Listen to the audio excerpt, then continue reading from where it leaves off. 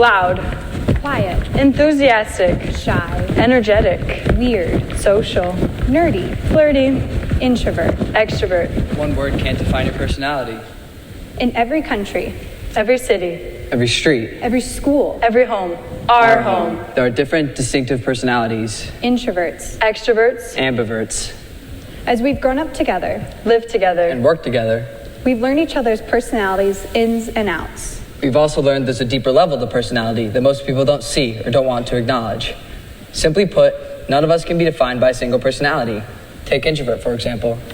According to Psychology Today, introverts are drained by social encounters and energized by solitary and creative pursuits. Introverts can be misperceived as having a social phobia or intense shyness, but many of us socialize easily. We just often prefer not to. Even though we prefer to spend time by ourselves, this is not an aversion to people. We simply prefer to recharge after spending time with a large group of people. We can also be more empathetic and more closely connected to other people than extroverts. And extroverts. Extroverts are very outgoing, energetic individuals who make up around 75% of the American population. According to Psychology Today, the word extrovert refers to someone who recharges and draws energy from being around a crowd of people rather than being alone. We're constantly searching for that next fix, adrenaline that we get from talking with people. The downside is, whenever we're alone too long, we can become very bored or anxious quickly. While these are the textbook definitions, We believe they are inaccurate. The broader aspect of each individual definition has some truth, but there's always more beneath the surface. More beneath us. To me, an introvert is a quiet, shy person. Introverts prefer to surround themselves with their close friends or family rather than a large, intimidating crowd of acquaintances or even strangers.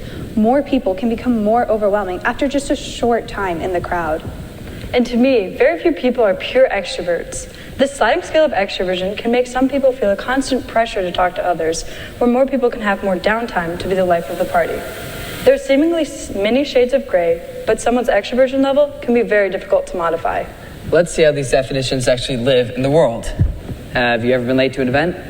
Everyone can get crafty with an excuse, some more crafty than others. For example, Sorry, a gumball truck tipped over and it was raining gumballs, so I had to stop and eat one. sounds a lot like a bedtime story Adam Sandler once told. Sorry, I just didn't want to come. Have you ever had to work with others? Nancy, George, come on, let's go work together. While someone else would say, Oh no, I'm Batman. I work alone. have you ever had a time when a crush tells you they like you? You could say, I know. or the less narcissistic approach.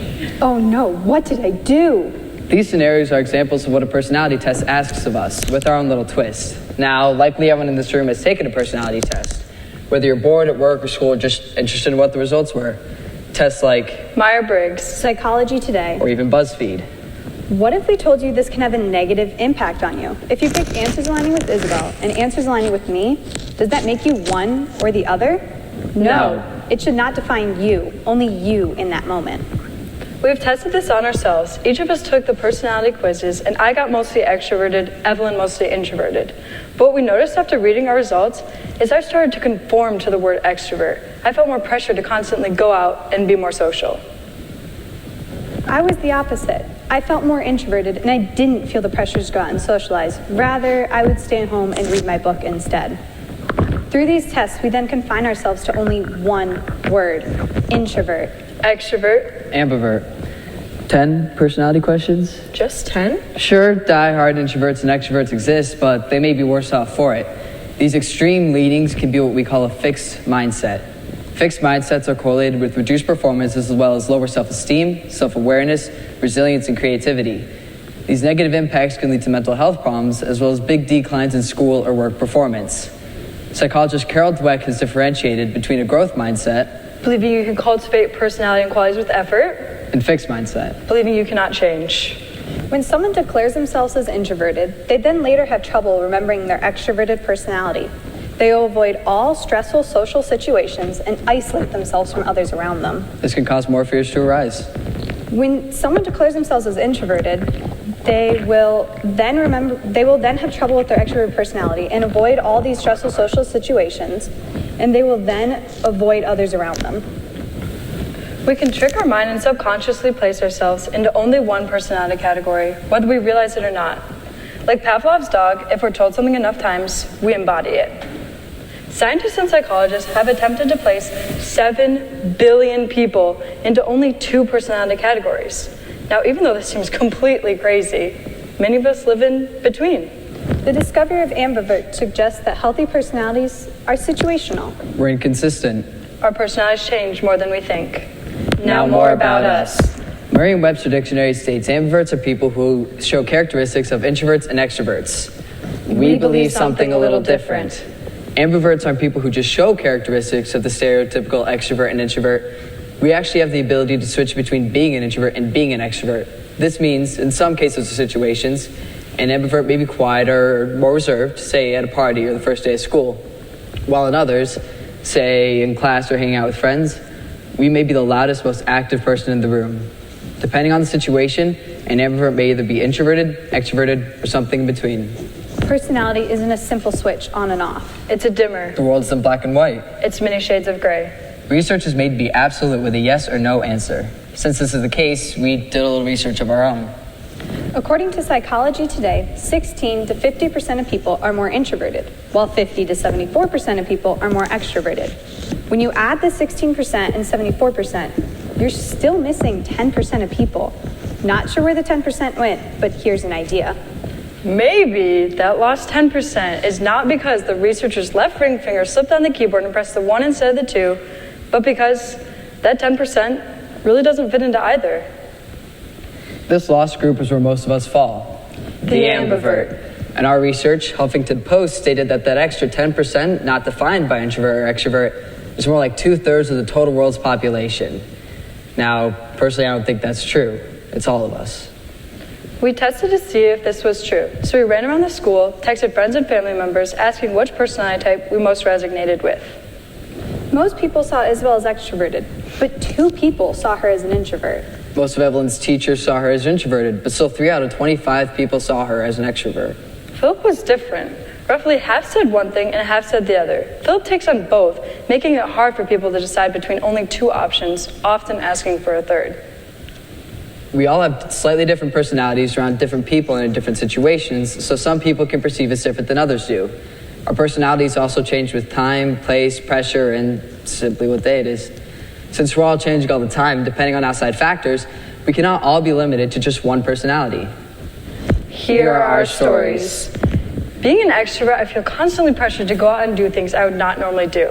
I can find it hard to say no to plans. I would feel left out. I would be asked to go shopping with friends, play a pickup game of soccer, or go to the library and study. I cannot refuse. I would feel left out. Often with being an extrovert, I have a deep fear of missing out, so I'll take on too many things and projects at school. I'll stay up later than intended to talk with friends, and I will always feel like I need to be the one talking in a group setting. The social pressures for an extrovert can become so extreme, I become much more worried about what other people think of me and more stressed. I also spread myself too thin and try to resonate with too many others, which can make it hard for me to make super in-depth connections with others. After spending the weekend at Duck Estate's business conference, where I'm constantly surrounded by people, I came home drained socially. Once I got home, I was so excited to tell my mom all about my weekend at DECA, and as I found her on the treadmill and I began talking, it felt like a dam burst, and all the weight I was carrying was free. I didn't even realize how everything had built up and made me more tense and more withdrawn until I felt that dam burst.